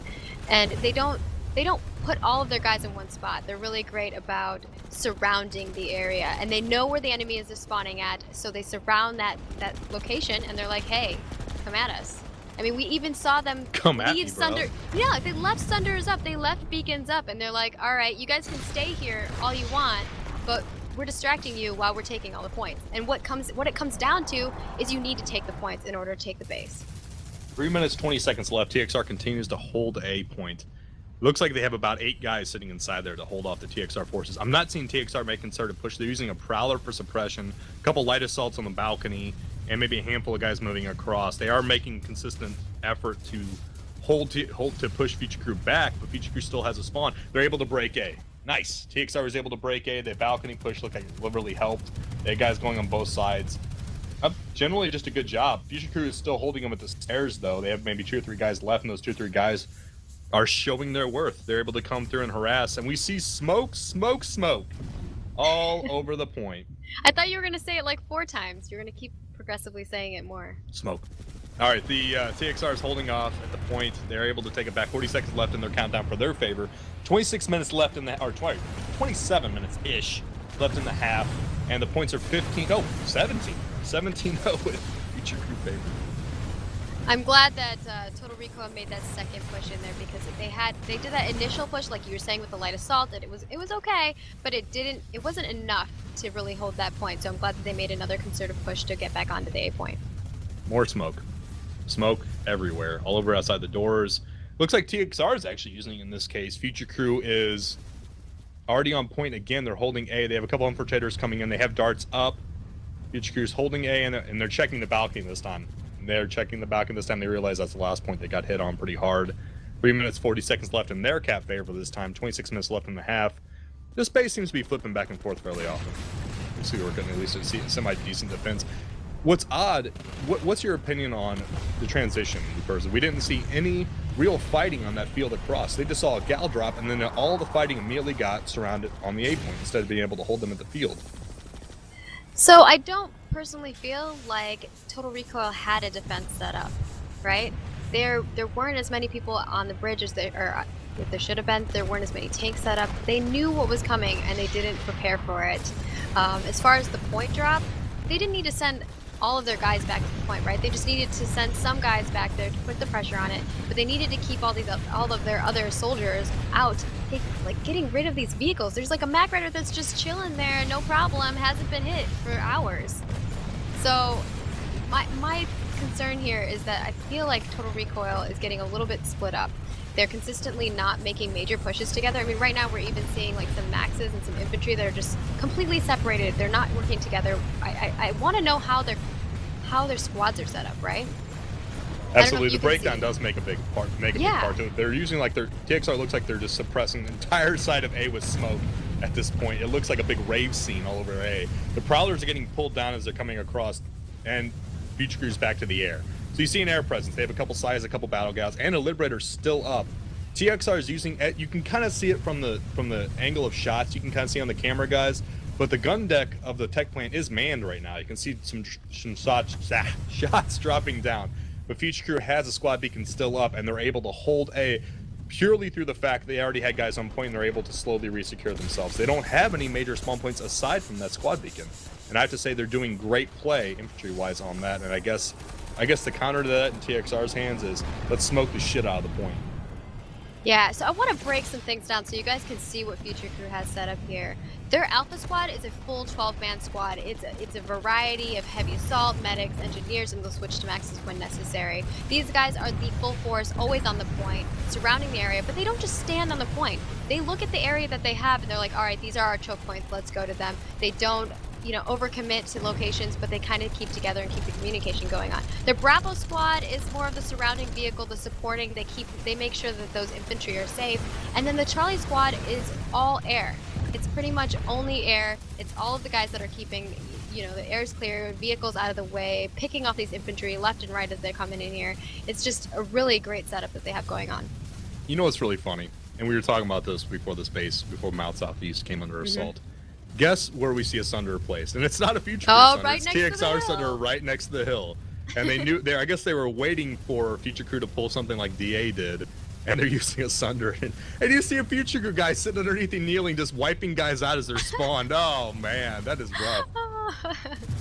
So I will say that I love this. I love the Sunder replacement on this side. I don't think this location specifically is great. They could have used a little bit more of the hill that's right next to the Sunderer to give it a little bit more cover instead of like this is really out in the open. It's kind of a little silly. But the reason why the Sunder replacement is great is because you have that kind of defense of your major base, which is the Mao Tech plant, and you can just drop down, get to the A point much quicker. Whereas when you're spawning at the actual base, the problem is that you have that long bridge, which is a huge choke point. People can see you if they're standing on the ledge, and they can just take you out. So I think that it is great, but it looks like it just fell off the ledge. Is that what just happened? It did, yeah. It kind of slid down the ledge. They're like, we'll just leave it here. We'll leave it here. It can't really be deployed, but that's fine. We don't really need that. We have fire suppression. That's all we need. We'll just fire suppress. We'll roll through. No worries. Even though it's getting slammed by Lancers. Boom! Tank bye. Goodbye. Yeah, fire suppression didn't save that, unfortunately, but it is the way it is. So Mouth Southeast is flipped. That's 19. O in Future Crew hands at the moment. And the tech plant is under assault. They already had somebody on there? Really? Jeez, Future Crew. All right, so they're flipping A on the tech plant. And looks like they're still trying to fight over Mouth Southeast. No, the tech plant is being flipped. We have a Crab Max running up to chill with his bros at the tech plant. Max. 6 minutes, 50 seconds left on the tech plant. They hold it consistently. I'm not seeing a TXR rebuttal. Oh, TXR is mounting up in their spawner moment. They're going to go for the... let's see what they do with it. Future Crew does have the point in hand. 6 minutes, 40 seconds left, and 21 minutes left in the half. Tech plants are really interesting. I think that they can be great to defend if you know exactly what you're doing. The reasoning behind that is because you do have those little tubes down in the bottom of the base where you can just rush right down there, right? And you can continually get back to the A point. The A point has some interesting locations where you know exactly how the enemy's going to get to you, right? You know they're going to come through the ledges, you know that they're going to come around the staircases. You can set up defense. Is Total Recoil going to be able to do that? Yeah, TXR is using the tunnels to get up. I wonder which one they're going to come out of, though. I've seen a lot of this in the past. Sometimes they'll park Sunders on top of the points, but no, there's not enough vehicles from Future Crew's side to actually get into a secured position yet inside that tech plant. They just have guys on point. And they have a bunch of guys that came out of the elevators now. They're pushing back to A now to make a concerted push and knock Future Crew off the point. Max is galore. It is birthday party time. Future Crew does not. They're not able to hold them back to the point. Future Crew is breaking across into the actual spawn point room, or the point room. They have the point room securely in hand with their entire 24-man team. Yes. Everybody's on point. Minute All 12 right, seconds Total left in their Recoil. cap. Please just hold this base. Do not let Future Crew take this back. This is your last standing, right? Show us what you got. Show us what kind of defense you can do. This you need to. I need to see this. So TXR is holding the point. 54 seconds left to recap it back to their favor entirely. 19 minutes 50 seconds left in the half. 19-0 in Future Crew favor at the moment. But I want to see. right. I want to see this base defended. I want to see one hell of a tech plant fight here. I really like what Future Crew is doing though. They are using the high ground and just kind of raining fire down on that A point. Absolutely, TXR is using that balcony to their advantage the best they can. Future Crew, oh sorry, I apologize. Future Crew's up on the balcony I was shooting like, down on TXR. Yeah, they have Crab Maxes all over that point, and they wiped out TXR because TXR back between the point and the balcony. Future Crew, as you see above it, you can go ahead. Yeah, they utilized the balcony and then they also went in the back way as well. So they kind of sandwiched them. Yeah, I know they love sandwiches. That's what I always heard about Future Crew. They drop. You can kind of see a galaxy on the mini map, guys. Looks like they took a galaxy at the second tier of the tech plant. They came in through the balcony and the back door, and that drop, if you guys haven't seen it before, came in from the Torkz. balcony and from the top and totally pincered them. Torkz. Yep. They have a harasser. Well, where? Where is this harasser? They Is it on the have a roof? You never know with yes. these guys. No, it's at the A point. Oh, they have it up on the I balcony. didn't mean to interrupt you, but they have a harasser. It's cracking me up. Oh man. Yeah, it's always funny when you see a harasser up there because it's ridiculous sometimes. Once you get a harasser up through those stairs, it takes some skill. It really does take some skill to get a harasser up there sometimes, and it can be to great use depending on who the gunner and driver are. They have a GSD Sunday in the below too, so they have a squad spawn for since the change, guys. You can actually spawn on the Sunder even if it is in a no deploy zone as long as you're in the squad. So that is a spawn point in a certain extent to the 2-squad team if they are split up in that way. They have a galaxy up top as a spawn point. So I'm seeing at least 2 spawn points in Future Crew at the moment. They have harasser, which spawn point or not is amazing at the top. And there is a contention, there is a fight over. They were to get a couple guys up the elevator, but it's not doing much work because the good old proton harasser is sitting up there shooting across the base. 5 minutes, 12 seconds left. I'm hoping they realize that they see that on the mini map or something, and they make a push to get rid of that, because that's going to be a lot of pressure on them. But they're coming from the other side, so the harasser might not be able to do as much damage. Yeah, 4 minutes, 55 seconds left. Future Crew has this pretty handily hell. So it looks like there's a flash coming in from TXR. That is a counter to a harasser. Flash time. Let's get a flash up in there with some C4 all over it, and boom, harasser's gone. They also are It's putting. viable, They're but- also bringing in some light assaults too, so. Absolutely. All right, they have the. Oh, TXR is actually pushing that balcony. TXR is trying to push the balcony. They have a handful of Future Crew sitting outside, wiping them out as they come down on the balcony. TXR is using the tunnels underneath as well. They're trying to kind of replicate what Future Crew just did to them and hit them from both the balcony and underneath at the same time. But right now they're kind of held off with the numbers they have. This Oh, is boy. cracking me up watching this battle that's ensuing right now, because you're seeing, again, I'm seeing Total Recoil do this thing where they just bring in a couple guys and they just poke and prod a little bit here and there. They haven't made another big push. I want to see another big push. That one that they did early on was awesome. So Oh, there's some contention going on at A, but I can't see it, so. Future What's Crew up? actually lost their Sunder. It lost their Battle Gal. And TXR has pretty much entire spawn control of this entire area. Not to mention it's their base, obviously. So they have 3 spawn points out. One in the back doors, 1 galaxy, and you're obviously your spawn room as it is. But Future Crew is so entrenched around that A point that they're still holding it. 3 minutes, 30 seconds left on the cap. 15 or just at 16 minutes left in the half. This is crazy. Future Crew's holding off. That harasser is just doing work with that fury. Every time you see somebody come up, it's bump, bump, bump, dead immediately. That gunner is amazing. I see flashlights everywhere. And you're seeing these maxes continually trading places. They're watching the choke points. Those engineers are repairing their guys consistently. Like, it's a lot of teamwork that's going on with them. But I still think that if Total Recoil makes a massive push onto the A point like they did in the beginning, they can totally take this back. I want to see them hold this. I do not want to see them lose another base. Come on, guys, your last standing is this base. And I still don't understand why outside they have some tanks. Why are you pulling tanks? You are missing the point right now. They're trying to get a tank up on the point. Don't you understand? That's the only way to get a harasser off, is to get a prowler up on that point. Although I don't know how. No way! Harassers are so squishy. Just take some desis at them. Maybe a C4 ferry? Or 2? Or 3? Or maybe Absolutely. maybe some pizza delivery. Pizza delivery. Here's your Domino's harasser. All right, looks like TXR is pushing back into the building with a handful of maxes. They have that Sunder still in the back, not really being suppressed much by Future Crew. Both gens are still up. Future Crew's not even bothering with the gens at this point. They're trying to come down through the balcony and from the back. TXR's fighting the point. Go ahead. Yes. Oh, they made a huge push over here. They totally ignored the harasser at first and kind of made their way, snuck around. Were able to clear out of there, but looks like they're getting pushed back out of the A point once again. But there's only a few Future Crew guys Under there. contention immediately again though. TXR cleared them out, but they had an infiltrator. There's a Future Crew infiltrator there. There's got to be, because I'm not seeing any other people around. There's got to be a stalker. Oh, the max is like, where are you? TXR is able to take it back. They have 4 minutes left to cap it back entirely in their favor if they're going to be able to. The SCU is overloaded though. I wonder if they're noticing this, because they're so much focusing on A.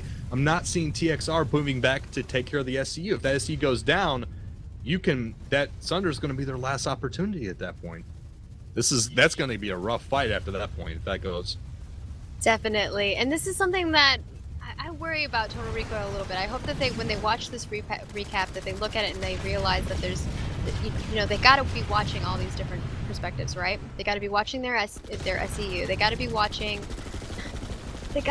at the points. A lot of the times, the enemy would be holding the points, and they're like off pulling vehicles and trying to put pressure on other locations. Absolutely, looks like they were able to go ahead and push. They were able to push them off the SCU. They were able to cap the base back to a point where the SCU is no longer vulnerable. For those of you guys that don't know the rules, how they work now is that at a certain point in the base cap, actually it's usually about the halfway point, the SCU is actually vulnerable. It's no longer has its shields, nothing to do with the generators any longer. There's no generator inside the tech plant. Once the countdown gets to that point, the team can take out the SCU. But TXR's had it long enough now that those shields are still up and they're able to maintain that spawn point. The Sunder I was talking about that they had outside the double doors is now gone. Their Galaxy, gone. All they have left now is just the inherent spawn point at the tech plant. So they're having to use those tunnels again, as you can kind of see on the mini-map. I hope that they make another big push. It's going to be beautiful. Future Crew seems to have left the A point. They're kind of separating themselves, moving out. They have a couple guys that are still wandering about, watching the choke points at A. And we're seeing TXR continually come out of these tubes and just get demolished. Oh man, that is atrocious. They're sitting down this balcony and TXR has a crossfire. Sorry, Future Crew has a crossfire right next to the vehicle pads. They're shooting down from the balcony of the vehicle pads, and they have a max sitting right outside that. I don't know. What do you want to call it? What do we call those, Luperza? What's that little that cover that looks like a side of a car, like a car hood tilted up? Yeah. What is that? I don't know. I'll call that a scourge. That's a scourge. That's a scourge. All right, so we have a scourge, and the max is using the scourge to basically suppress that tube that they're shooting down on next to the vehicle pad. And the scourge is just great cover. So good work. 45 seconds cover left. Too. All you do is peek out, you get a little, and then you go back in. You don't even have to crouch, right? Some cover you do. You have to crouch, and this one you don't, which is great. But they're taking down the generators again. So let's see if they're going to be able to re-secure these. But the problem is that they still don't have A point. So they have to make decisions on where they're going to go. If you look at this, though, they have both gens and the SCU vulnerable, and they're already been hit. They're already ticking. So their TXR is going to have to back up and get at least one of those gens and the SCU before Future Crew just overwhelms them. But they have the point at the same time. They're getting hit on all three sides, and they can't do a damn thing about it unless they can secure one of them to begin with. This is just a rough spot to be in. I would like a scourge right now.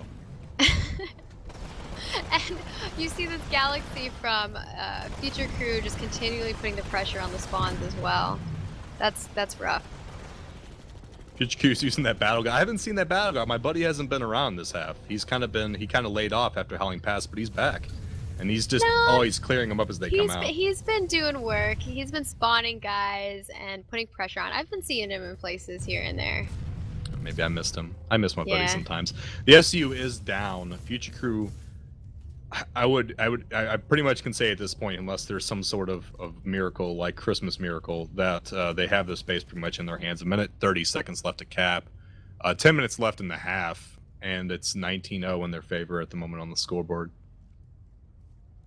This was a rough round for Total Recoil. I want to say that Future Crew, man, you guys, the pressure, it's on. As soon as you had the one base, you were already in the next one. You had half your guys already over there. The air cover was insane. Aerial domination, I want to call that.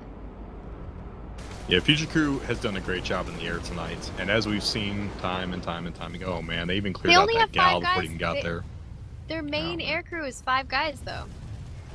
Yeah, so they cleared out the gal before it even could get a drop on the tech plant. This is the last opportunity for TXR to get back and take it. And the first gal that was there was able to drop about 4 guys before it was blown out of the sky by a Liberator.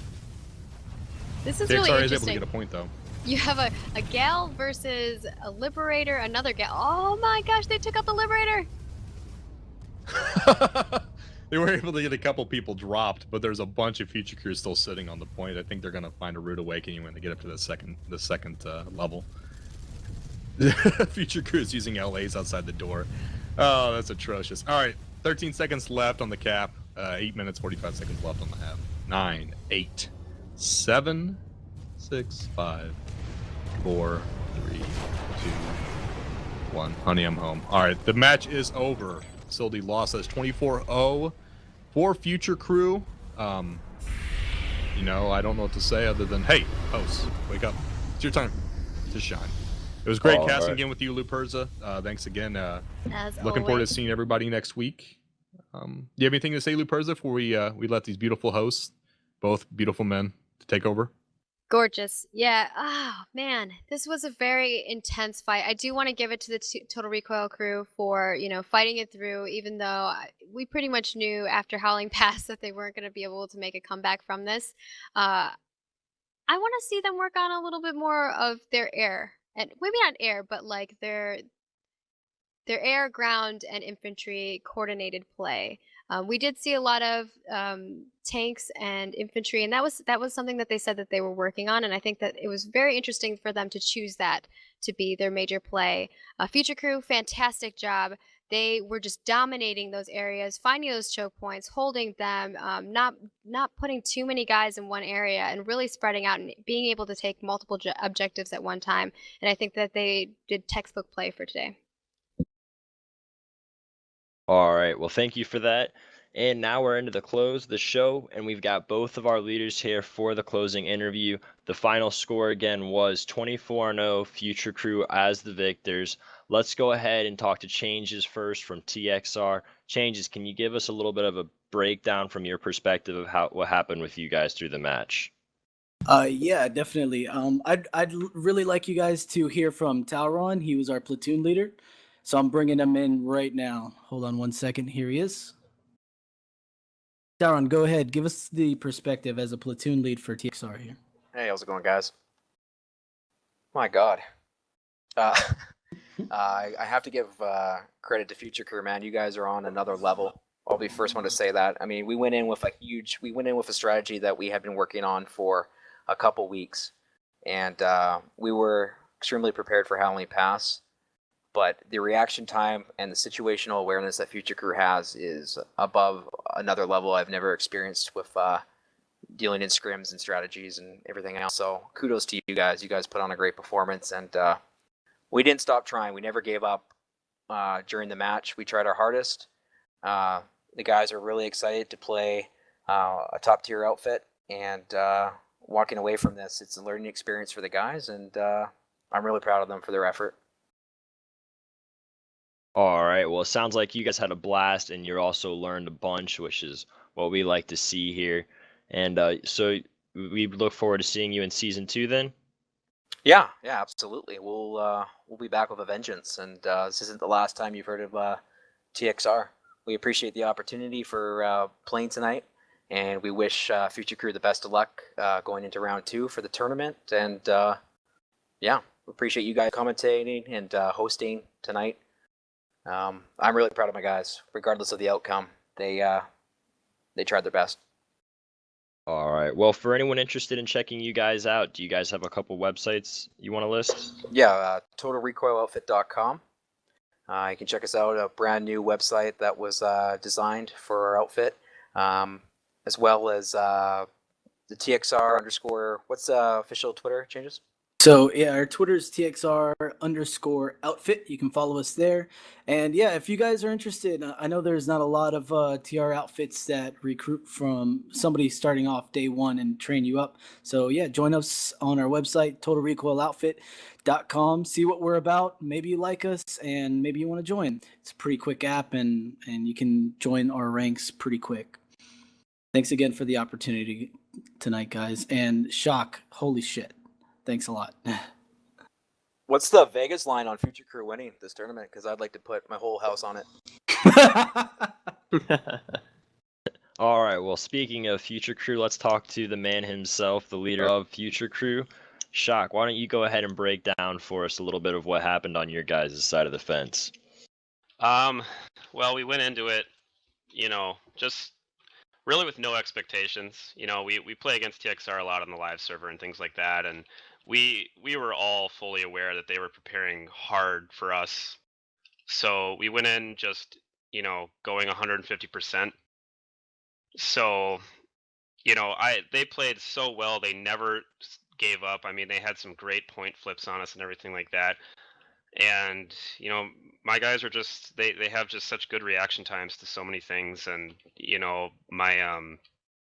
I got to give it up for my gal pilot. He was the MVP of the match for sure. I was the guy gunning for him, and just we kept kind of hopping bases so well and so effectively, and then just getting my squads in behind them. It was a pretty flawless play, just overall by a lot of my guys, by my squad leaders. Scourge and Tav were just incredible. Just overall, it was such good vigilance. I mean, they were just always putting beacons up, always doing the things that they needed to do, and that's good that it all came together tonight. Yeah, it looked like you guys really had some great synergy going on there. Do you have anything else you wanted to mention for recruitment or for anyone that wanted to check you guys out? I mean, we're futurecrew.net, future-crew.net. We have a recruitment section. You can read into how to apply to us and things like that. So otherwise, yeah, I mean, our Twitter is listed there, FCRW Gaming. From looks like the PlanetSide 2 just put it in chat. Otherwise, if you're in chat right now, make sure you finish your drinks. I know I wasn't there tonight to administer the drinking game. To officiate it. Right. Yes, but the show must go on. All right, well, thanks for coming on, Shock, and let's go ahead now and begin closing out the show. Thanks again for our casters, Torkz and Luperza, and again, thank you, Hamma, for joining me on the show, and the production from Anti, and our other cameramans who had a little bit of tech difficulty here earlier in the show, Kai and Lanzer. Again, check out the new website at ps2comclash.com. And again, follow us on Twitter at ps2comclash. And remember, next week we have the EU match at 8 p.m. GMT and the US match at 9 Eastern Central Time. Thank you for watching and have a good night.